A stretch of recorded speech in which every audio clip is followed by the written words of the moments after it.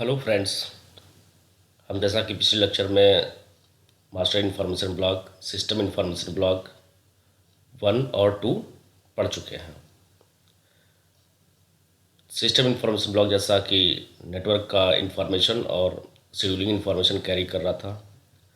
System information block 2 radio resource configuration, जिसमें wretch का configuration, प्रैच का कॉन्फ़िगरेशन, PDCCH, PDSCH, अपलिंक का और इन्फॉर्मेशन सारा जो कैरी कर रहा था वो हम पिछले लेक्चर में पढ़ चुके हैं। आज हम देखेंगे सिस्टम इन्फॉर्मेशन ब्लॉक जो 3 है। ये क्या कैरी कर रहा है? ये सेल रिसिलेक्शन, जो भी सेल रिसिलेक्शन होगा उसके रिगार्डिंग जो भी पैरामीटर है, उसका क्या क्राइटेरिया होगा, वो सारा चीज़ जो है इसमें ये कैरी करेगा। जैसा पहले बता चुके हैं कि SIP1, SIP2, SIP3 ये काफ़ी इम्पॉर्टेंट है, क्योंकि ये आपको हर जगह देखने को मिलेंगे ही मिलेंगे। तो हम आगे बढ़ने से पहले एक फार्मूला बस देख लेते हैं।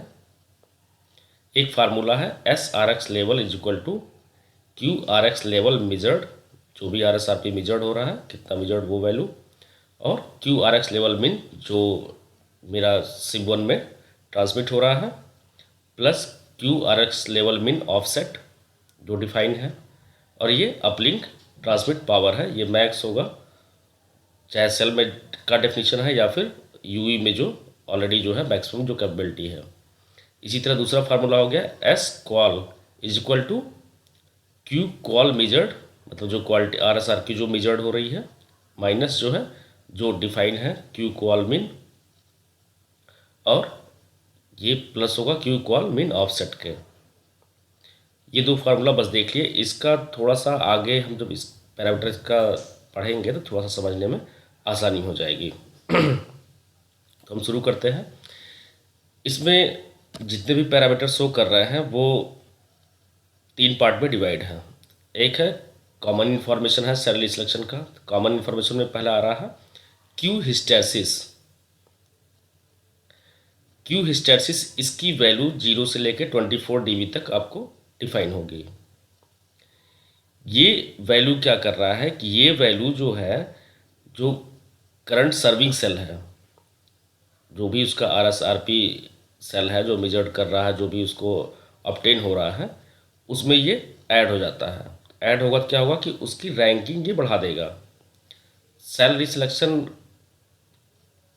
जो जिसका RSRP लेवल, जिसका सिग्नल स्ट्रेंथ खराब है, उससे वो अच्छे वाले पे होता है। तो थोड़ा सा भी अच्छा होगा, 2 dB उसका अच्छा है, मान लेते हैं इसका -95 मिल रहा है, उसका -97 मिल रहा है, तो बार बार आपका सेल रिसिलेक्शन होगा। तो उसको अवॉइड करने के लिए हम इसकी रैंकिंग बढ़ा देते हैं। ये डिफाइन करते हैं क्यू हिस्टैसिस वैल्यू से। जितनी डिफाइन कर रखे होंगे उतना वो सर्विंग सेल में RSRP में ऐड हो जाएगा। ऐड हो जाएगा तो उसका लेवल उसको अच्छा दिखाएगा। तो जितना डिफाइन करेंगे उतना वो अवॉइड करेगा सेल रिसिलेक्शन के लिए। ये पहला पैरामीटर हो गया। दूसरा है कि mobility state parameter. Mobility state, mobility से मतलब होता है मूविंग, क्लियर है। अब इसमें मोबिलिटी, हम हाईवे पे चल रहे हैं, कितनी स्पीड से चल रहे हैं। अगर ज़्यादा स्पीड से चल रहे हैं, मोबिलिटी मेरी ज़्यादा है, तो फिर मेरा सेल रिसिलेक्शन फास्ट होना चाहिए। स्लो होगा तो आपको काफ़ी सारी दिक्कत आएगी। मोबिलिटी भी LTE में 2 तरह की डिफाइन की गई है, एक हाई मोबिलिटी, एक मीडियम मोबिलिटी। तो ऑपरेटर अपने हिसाब से पैरामीटर को सेट करेगा। इसको सेट करने के लिए पैरामीटर है पहला T इवैल्यूएशन। ये टाइम है जो 30, 60, 120, 180 या 240 सेकेंड्स में डिफाइन होगा। ये क्या करेगा? ये काउंट करेगा सेल रिसिलेक्शन। मान लेते हैं 30 सेकंड डिफाइन है, तो 30 सेकंड में कितने सेल रिसिलेक्शन हो रहे हैं वो काउंट करेगा। 60 डिफाइन है तो वो 60 सेकंड में सेल रिसिलेक्शन को काउंट करेगा। T हिस्टैसिस नॉर्मल, जैसे हम बोले कि मोबिलिटी 2 तरह की होगी, या तो हाई मोबिलिटी होगी या फिर मीडियम मोबिलिटी होगी। हाई और मीडियम मोबिलिटी नहीं है तो सिंपल सा होता है नॉर्मल मोबिलिटी होगी। नॉर्मल मोबिलिटी मतलब आदमी स्टेबल है, वॉकिंग चल रहा है। तो उसका क्राइटेरिया डिफाइन करने के लिए इस टी वैल्यूएशन का मैक्स वैल्यू डिफाइन किया गया है। उसको बोलेंगे टी हिस्टेरेसिस नॉर्मल। ये अभी क्लियर हो जाएगा आगे से। अगला है एन सेल चेंज मीडियम और एन सेल चेंज हाई। ये 1 to 16 तक डिफाइन कर सकते हैं क्राइटेरिया। मीडियम के लिए अलग क्राइटेरिया होगा, मीडियम के लिए हो सकता है 5 रख सकते हैं, हाई के लिए 16 रख सकते हैं। अब ये क्या कह रहा है कि जो टी इवोल्यूशन पीरियड है, मान लेते हैं 30 सेकंड डिफाइन है, 30 सेकंड में अगर एन सेल चेंज मीडियम मान लेते हैं 5 डिफाइन है, तो 30 सेकंड में अगर 5 आपके सेल रिसिलेक्शन हो जा रहा है तो यूवी मेरा कंसिडर करेगा कि ये मीडियम मोबिलिटी स्टेट है। अगर वो क्राइटेरिया 30 सेकंड में इसको क्रॉस कर जाता है, 16 पहुंच जाता है, ये मिनिमम है, मिनिमम इतना सेल रिस्ट्रिक्शन होना चाहिए जितना ये डिफाइन है। मान लेते हैं 16 है, 16 सेल रिस्ट्रिक्शन हो जाते हैं 30 सेकंड में, तो ये कंसिडर करेगा कि हमारा जो है जो यूवी है वो हाई मोबिलिटी स्टेट में है। अगर इस पीरियड में दोनों जो है ना 5 पहुंच पाया ना 16 पहुंच पाया, मतलब ना मीडियम मोबिलिटी का क्राइटेरिया क्रॉस कर पाया ना हाई मोबिलिटी का क्राइटेरिया क्रॉस कर पाया, तो कहलाएगा कि मेरा यूजर जो है नॉर्मल मोबिलिटी में है। तो वो टाइम डिफाइन करेगा टी हिस्टेरेसिस नॉर्मल मैक्सिमम। अब मान लेते हैं कि वो मीडियम मोबिलिटी में है या नॉर्मल मोबिलिटी में नहीं है, मीडियम मोबिलिटी में है, हाई मोबिलिटी में है। तो हाई मोबिलिटी में मेरा सेल रिसलेक्शन जल्दी जल्दी होना चाहिए।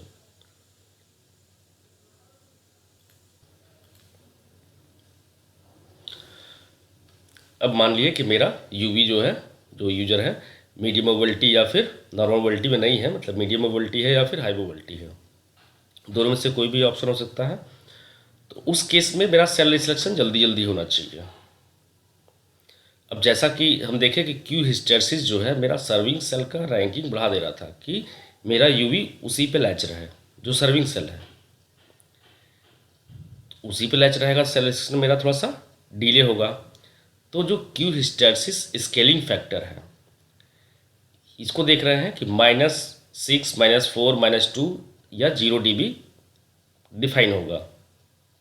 ऑपरेटर पे चूज करता है वो क्या डिफाइन करता है, ये माइनस में वैल्यू है, तो ये क्यू हिस्टेरेसिस में ऐड हो जाएगा। ऐड हो जाएगा तो क्यू हिस्टेरेसिस की वैल्यू कम हो जाएगी, तो मेरी सर्विंग सेल की जो रैंकिंग है वो कम हो जाएगी, तो मेरा सेल रिसलेक्शन फास्ट हो जाएगा।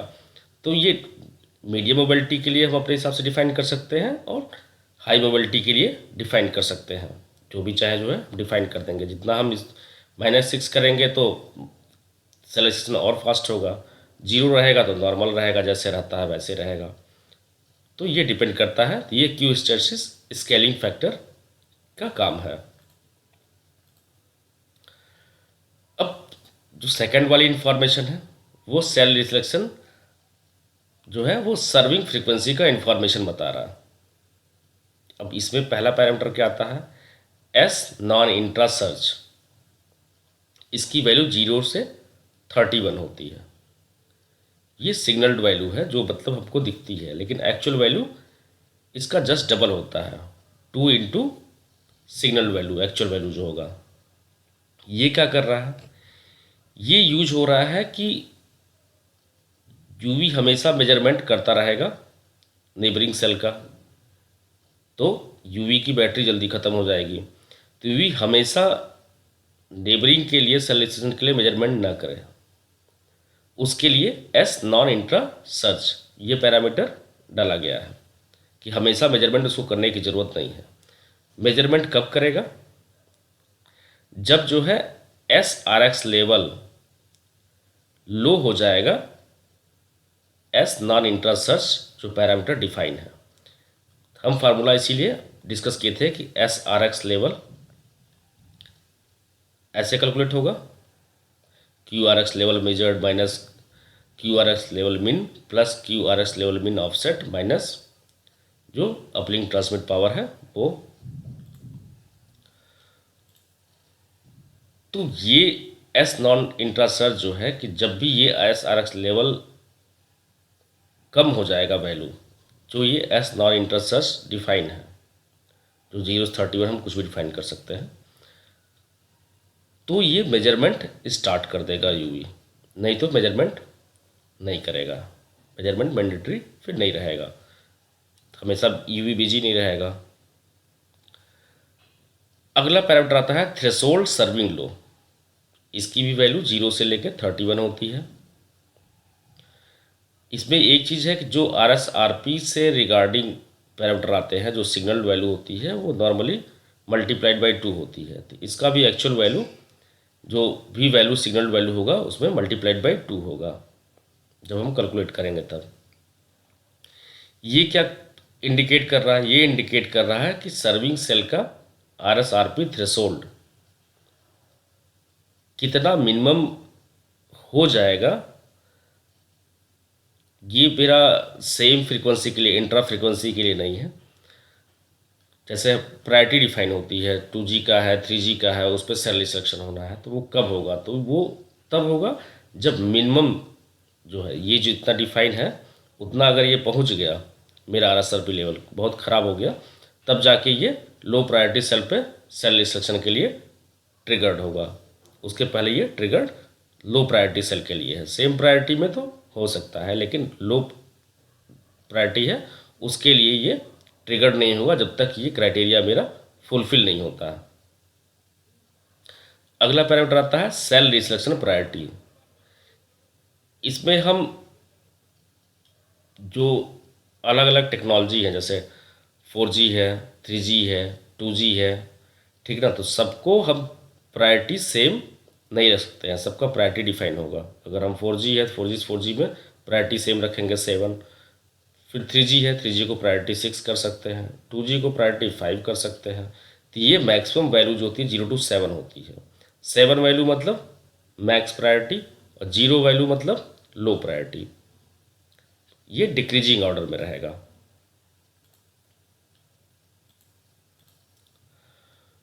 उसी में आगे बढ़ते हैं। अब तीसरा पार्ट आ गया intra frequency cell restriction information में। इसमें एक पैरामीटर होगा QRX लेवल मिन। ये SIP1 में जो ट्रांसमिट हो रहा है उससे थोड़ा सा डिफरेंट है। ये रेंज कहाँ से कहाँ होगा? -22 से -70। लेवल की बात कर रहे हैं तो एक्चुअल वैल्यू मल्टीप्लाइड बाई 2 हो जाएगा। ये इंडिकेट क्या कर रहा है? ये इंडिकेट कर रहा है कि मिनिमम RSRP वैल्यू कितना होना चाहिए सेल रिस्ट्रिक्शन के लिए। Pmax अपलिंक ट्रांसमिट पावर है जो इंट्रा फ्रीक्वेंसी नेबरिंग सेल का शो करेगा। फिर आ रहा, अभी S नॉन इंट्रा सर्च, ऊपर नॉन इंट्रा सर्च पढ़े थे, अब S इंट्रा सर्च, ये इंट्रा फ्रीक्वेंसी के लिए है, सेम फ्रीक्वेंसी के लिए है। क्राइटेरिया जो है ये भी जो है इसमें हम पढ़े थे, S नॉन इंट्रा सर्च यहाँ पढ़े थे। ये जो था इंटर फ्रीक्वेंसी के लिए था या फिर इंटरनेट सेल के लिए था, लेकिन यहाँ पे सेम फ्रीक्वेंसी के लिए है, इंट्रा फ्रीक्वेंसी के लिए है। इसमें भी वही चीज़ है, इसका भी रेंज 0 से लेकर 31 होता है, लेकिन एक्चुअल वैल्यू जो सिग्नल वैल्यू है मल्टीप्लाइड बाई 2 होगा। 31 डिफाइन है तो वो 62 हो जाएगा। और इस फार्मूले से मेजरमेंट कब स्टार्ट करेगा, ये वही चीज़ है कि ये ट्रिगर करता है कि यूवी कब मेजरमेंट स्टार्ट करे। तो मेजरमेंट कब स्टार्ट करेगा? जब SRX level is less than S इंटरसर्च, जो वैल्यू डिफाइन है उससे कम हो जाएगी, तभी ये मेजरमेंट स्टार्ट करेगा, नहीं तो ये मेजरमेंट नहीं करेगा। अगर कोई वैल्यू डिफाइन नहीं है तो वो कंटिन्यूस यूवी जो है मेजरमेंट करता रहेगा, वो कम हो या ज़्यादा हो। तो इससे मेरा यूवी का बैटरी या परफॉर्मेंस जो है ख़राब होगा, जो भी है। अलाउड मेजरमेंट बैंडविड्थ, ये कह रहा मैक्सिमम अलाउड जो है मेजरमेंट बैंडविड्थ जो है अपलिंक है वो कितनी है नेबरिंग सेल का, वो बता रहा है।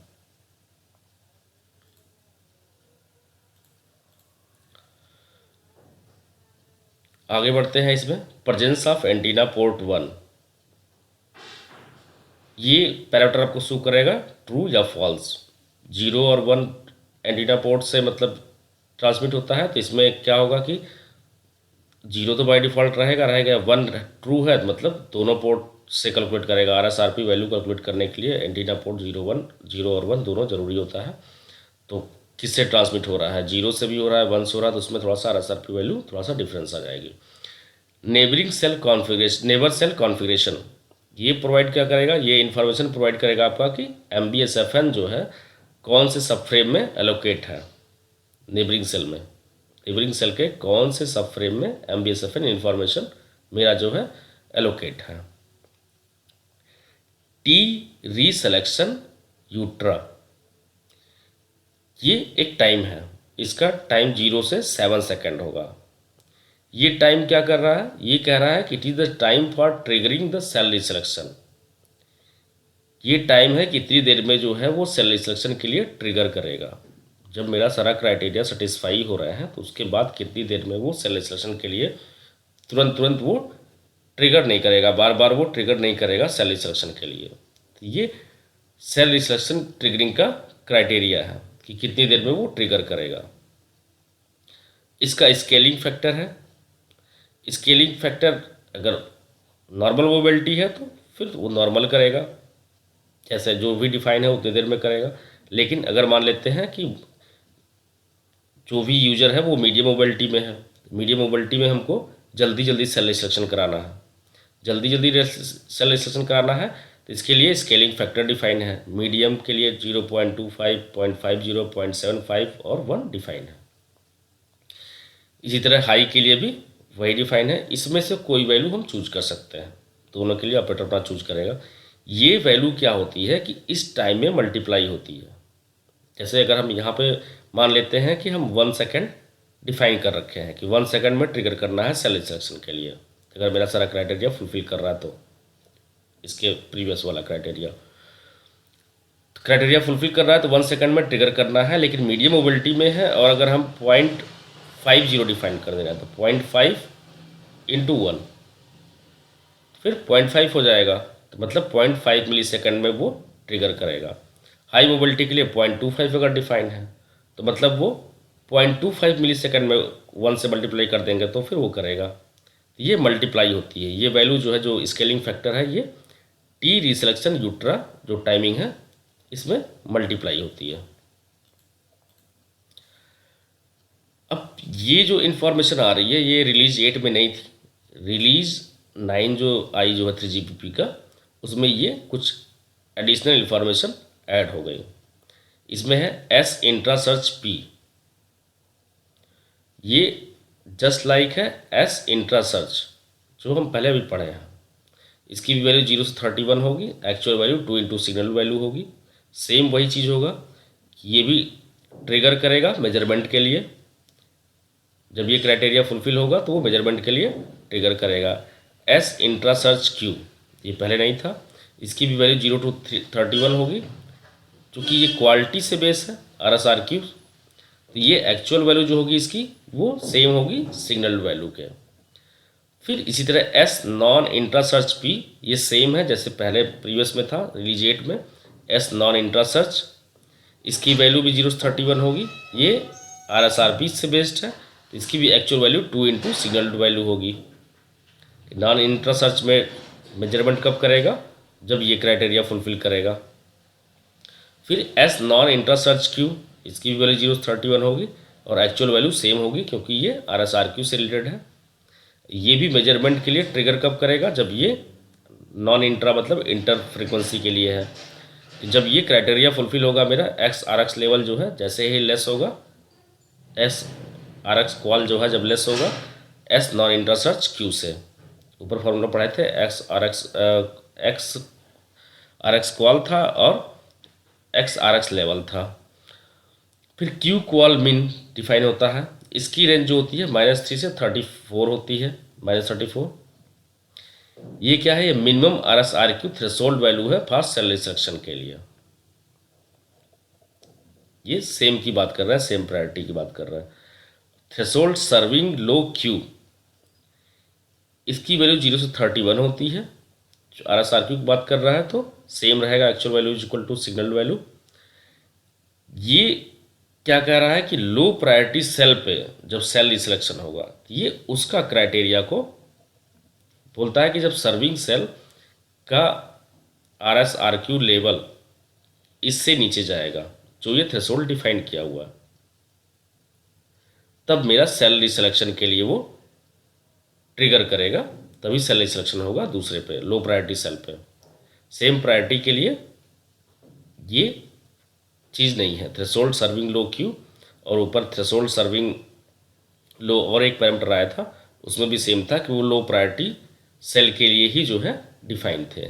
तो रिलीज 9 में ये कुछ पैरामीटर ऐड हो गए, इसमें से साइन एस इंटरसर्च पी और एस नॉन इंटरसर्च पी पहले भी डिफाइन है, वो ओवरराइट है जो रिलीज 8 में थे, बाकी जो क्यू वाले हैं वो एडिशनल ऐड हो गए हैं। ये मेरा हो गया सिस्टम इंफॉर्मेशन ब्लॉक 3 के जो कंप्लीट इंफॉर्मेशन है। इसको हम नेक्स्ट लेक्चर में, जो मेरा फील्ड में कैसे क्या वैल्यू हमको मिलती है एक्चुअल वैल्यू, वो हम दिखाएंगे सिव 1, सिव 2, सिव 3 की तीनों की एक साथ जो है complete value. Thank you very much.